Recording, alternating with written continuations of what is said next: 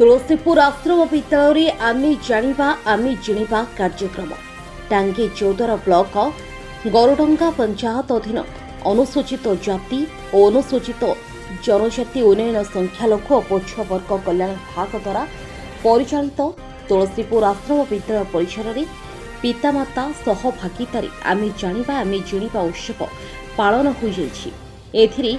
प्रधान शिक्षक शेषदेव प्रधान अध्यक्षता करने स्कूल करा विभिन्न प्रकार कार्यक्रम संबंधी विस्तृत भाव विवरणी प्रदान करथिले। मुख्य अतिथि भाव सरपंच दीप्तिमयी बेहरा जोग देथिया बेले मुख्य वक्ता भाव प्रमोद जट, सम्मानित अतिथि भाव समाजसेवी सुबोध सामल, सांबादिक हेमंत राउत, गोष्ठी संयोजक विष्णु प्रसाद मिश्र जोगदे पिलामानंको बहु उपादेय परामर्श मान देथिले। केवल शिक्षक मानक उपरे समस्त दायित्व छाड़देले चलिब नाही। पिलामानंको उज्जवल भविष्य पई पितामातांको गुरुदायित्व रहिछि। एसबु केवल पितामाता शिक्षक छात्र मानक सहभागितारे संभव। पिलामानंक द्वारा परिवेशित नाच गीत और अभिभावक मानक मध्यरे क्रीड़ा प्रतियोगिता बेस मनमुग्धकर होइथिला। उन्नत शिक्षा व्यवस्था, नाच गीत, खाद्यपेय, क्रीड़ा सहित बंचिबार कला शिक्षा व्यवहित होई घर कथा भूली जाउछि बोली पिलामाने प्रकाश करिछि। पूर्वतन सरपंच कौन कहे आज तुलसीपुर आश्रम विद्यालय आमे जानिबा आमे जिणिबा कार्यक्रम आपनकर योगदान कौन रही? आज तुलसीपुर आश्रम विद्यालय पितामाता सहभागिता सभा आयोजन करा आमको अतिथि भाव निमंत्रण कर विद्यालय समस्त शिक्षक कर्मकर्ता धन्यवाद देवा सहित आम उक्त अनुष्ठान अनुभव कलु। एठी सरकार को जो योजना कल्याण विभाग तरफ होती सुचारू रूपे कार्यक्रम पिलामाने हॉस्टेल रे भले अच्छी सठिक भाव में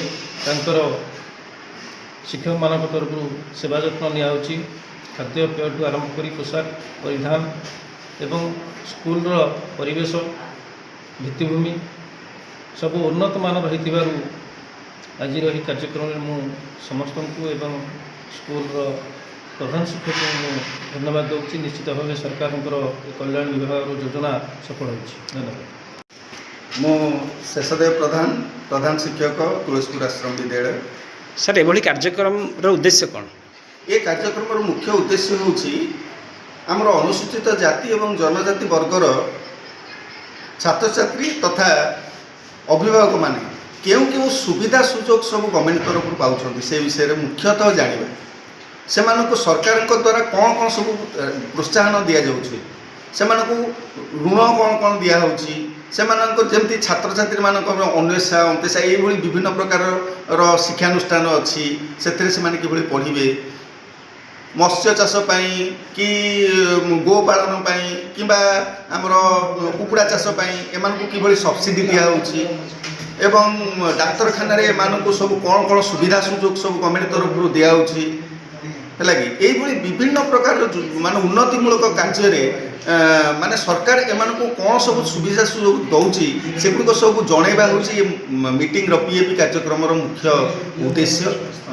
एवं जोटा कि ये आज आम विद्यालय एत समय एत संख्यक आमर गार्डियन आसते पेरेंट्स आसते जोटा कि निश्चिंत रूपे साफल्यमंडित होती एवं अतिथि माने सुंदर भाव में विभिन्न योजना विषय गार्डियन मानक सब कही एवं गार्डियन माने बहुत खुशी होती एवं से बहुत आग्रह प्रकाश कर सब मीटिंग बा ये सब कार्यक्रम होगापी।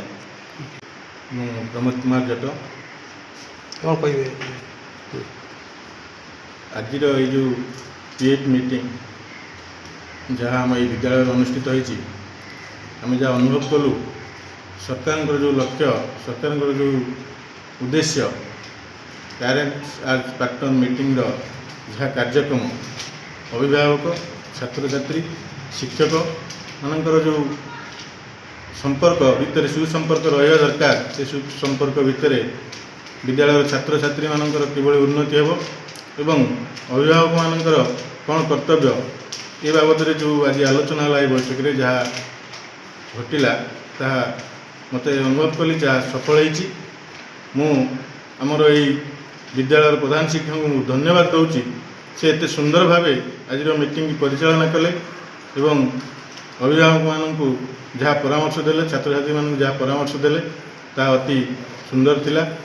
मु आशा करे ये विद्यालय आहुरी अधिक अधिक उन्नति होगा निमंते मु आपण माध्यम सरकार को निवेदन करी आमर ये विद्यालय को आउ अधिक किसी कंस्ट्रक्शन सहित